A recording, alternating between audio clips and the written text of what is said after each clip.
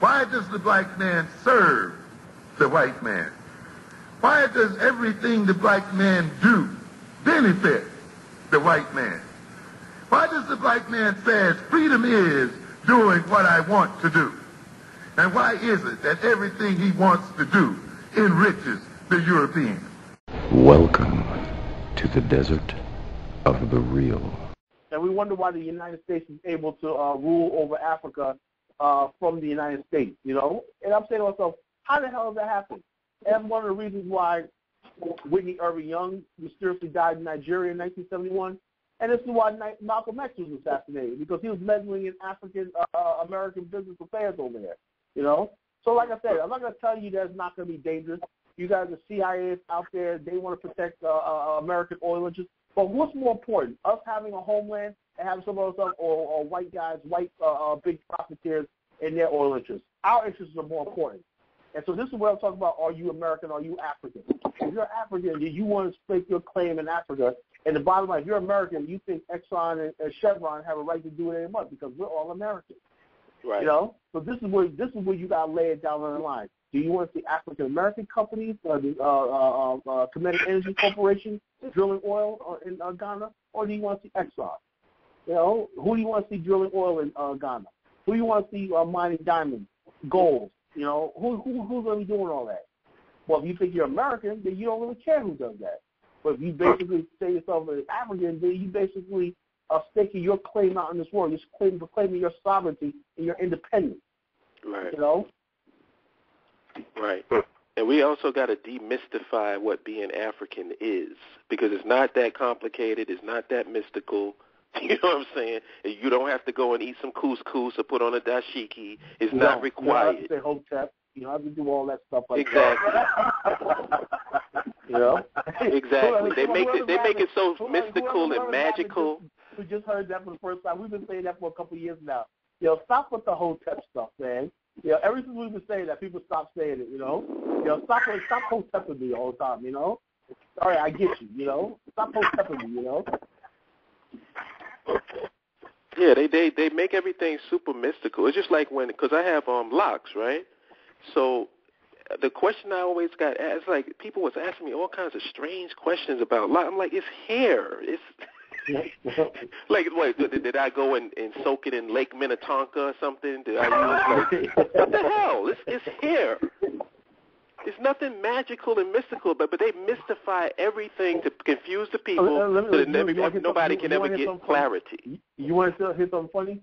All right, when I legally changed my name to an African last name, right, years ago, like 12, 13 years ago, everybody started saying, well, are you still like football? I'm like, what? Oh, my goodness. I'm telling you, Minister. You study Wing Chun?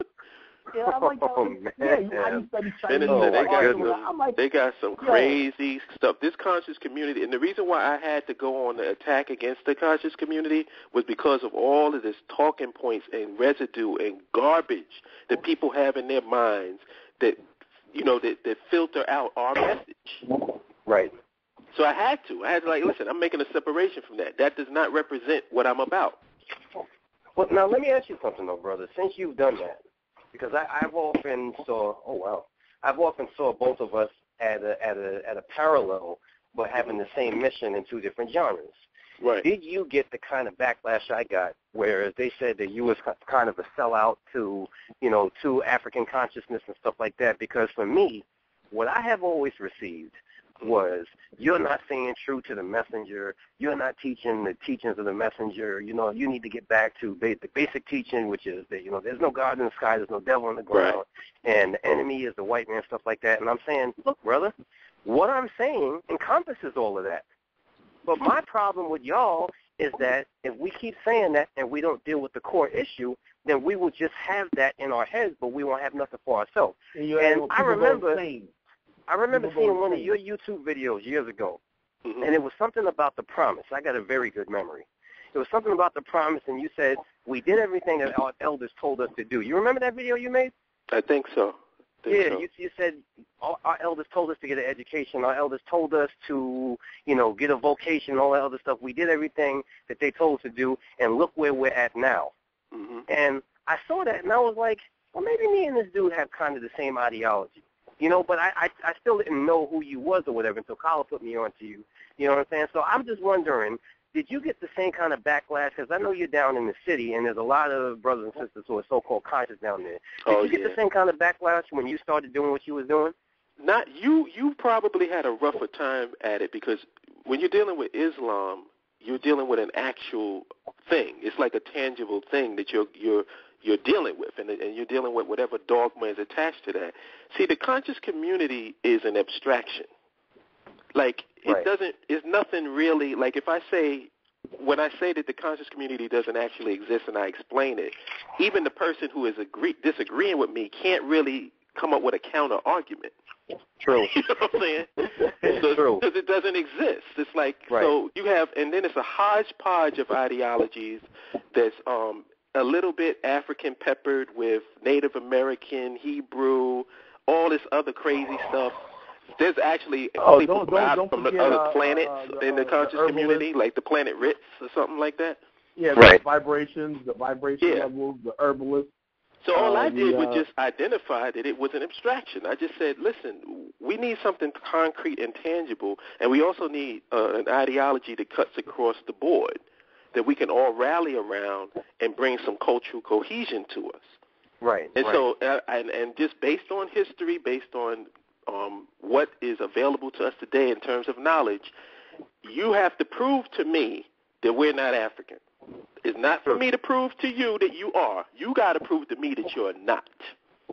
That's like me trying to prove to somebody that the world isn't flat. No, you prove to me that it is. There's too much knowledge out here that shows what the world is. So if you're going to go against the vast amount of knowledge, then you better be coming with something that's going to convince me of otherwise. Another thing, I want to say something here, is you have people now, and what I found out a while back, you have a lot of people, particularly in New York, New Jersey area, right?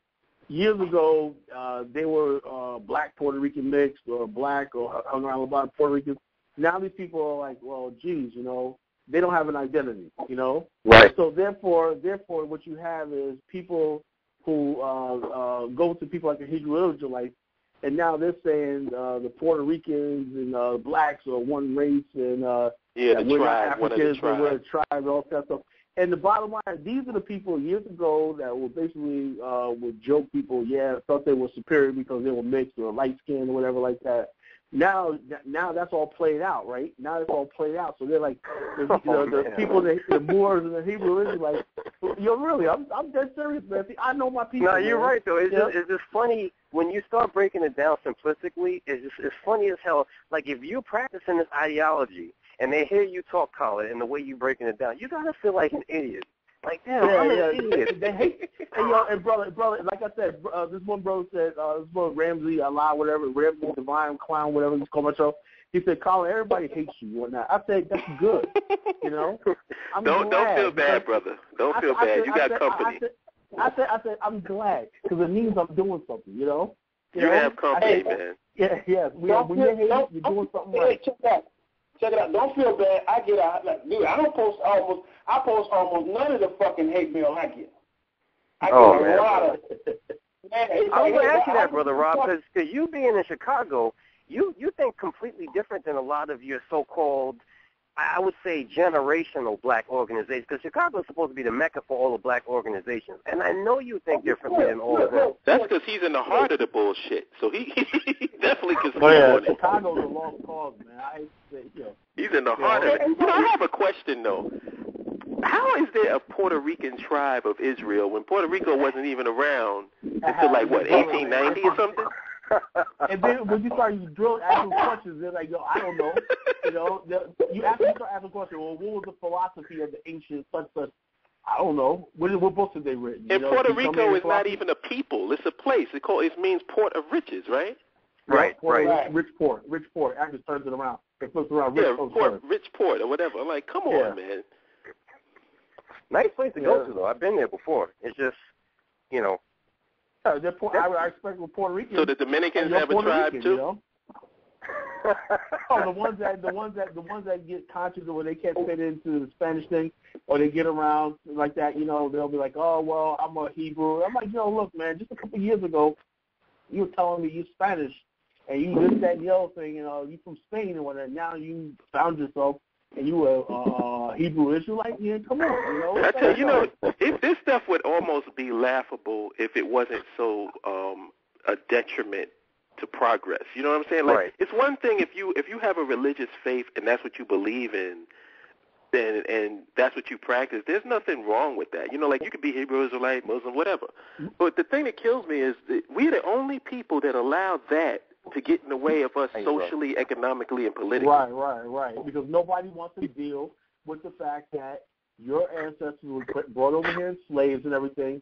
And also, what gets me is, this is the creme de la creme. The creme de la creme.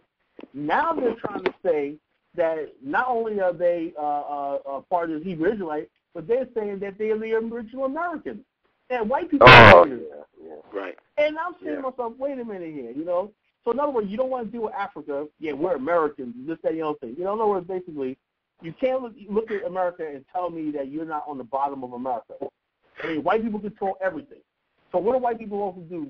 Every white person will tap black people on the hand, give them all their money, houses and everything, and they're going to sail back to Europe and everything, and we're going to just run this place. And who's going to run all the electrical grids and everything like that, make this work? Well, what about this, Carla? What about this? If you say that you're Native American, why are you in black African causes? Why don't you go with Native Americans? You see what the Cherokees did to them. Yeah, Cherokee said, we don't want you in here, You get out, The Cherokee said, no, you African. We are Native Americans.